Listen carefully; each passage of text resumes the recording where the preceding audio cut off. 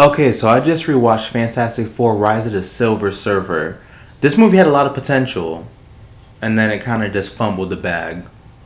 Literally. If you guys are new here, my name is James Hancock, and I'm reviewing every Fantastic Four movie before the 2025 film comes out. So, let's talk about Rise of the Silver Surfer. I always thought Silver Surfer was a very interesting character, how powerful he is, and honestly, when the movie came out, I was still a kid. So seeing a silver muscular dude on a silver surfboard flying through space just sounded cool. And when this came out, I didn't really know much about Galactus, so I didn't question how he was until I started getting into comics a little bit after that. And then when I saw that they went from Galactus, a gigantic humanoid that eats planets, to a Zaza cloud that's consuming planets, I didn't see what they were going for. This movie jumps between a lovely family dynamic to a giant world-ending apocalypse, and the balance isn't really there for me. And with Doctor Doom, he's kind of just there. I don't know, we'll talk more about Doctor Doom. The Silver Surfer was beautiful in this movie. Everything about the Silver Surfer I absolutely loved. Like, he was the standout of this movie, from his design to Lawrence Fishburne voicing him, to his swagger, his demeanor, just everything. Like, he really crushed it with this. That's really the only saving grace of this movie.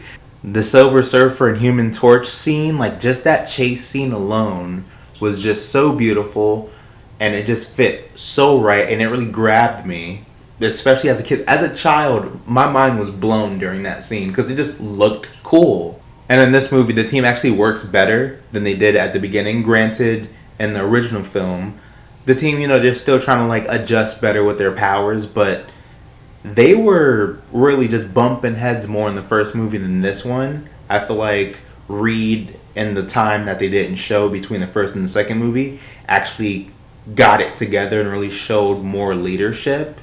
Even though, yeah, he had some times where he was kind of like, just slacking, vibing, doing his stuff, especially with the bachelor party. The things that bothered me with this movie, we'll get into this now. The things that bothered me with this movie, obviously, was the Galactus cloud. Because, like, what do you mean that Galactus is a cloud?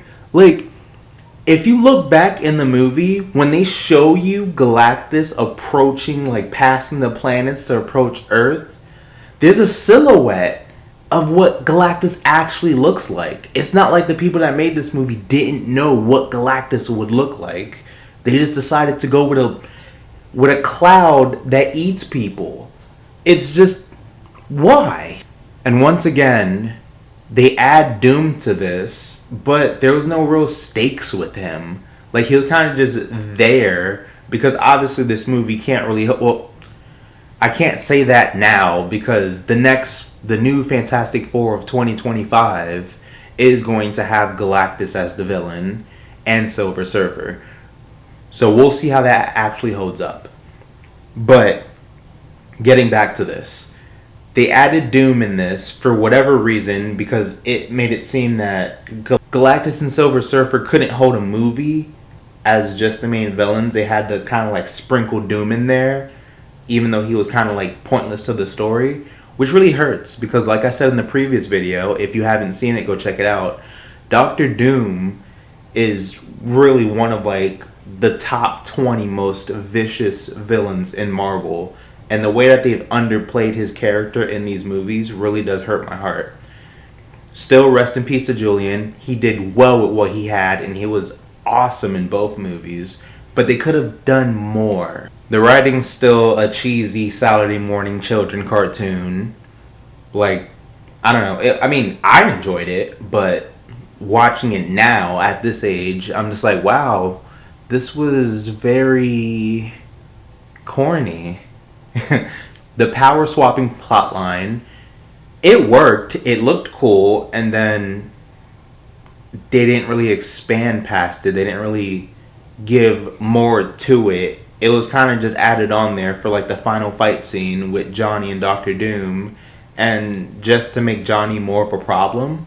I don't know. I personally didn't like it. Chris Evans still did his thing though. But Silver Surfer, Silver Surfer needs to go to a chiropractor because he held this movie on his back. His backstory, his attitude, just everything about him. Like his tragic backstory actually made me feel more than I felt for this team. Just the whole situation of Galactus, of him having to work for Galactus to keep his family safe. Well, to keep his wife safe. It was actually beautiful. I enjoyed it. I shed a tear. He really deserves his own solo movie.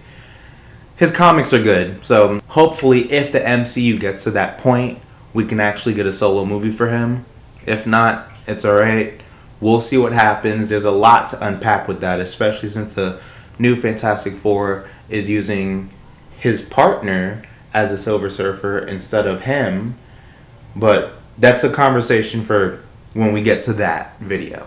When Johnny got his powers, though, like when he got everyone's powers to go against Doom, I don't know, this really brought me back to my childhood. It was just so awesome seeing it like on the big screen as a child, and then rewatching it as an adult. It still made me hype.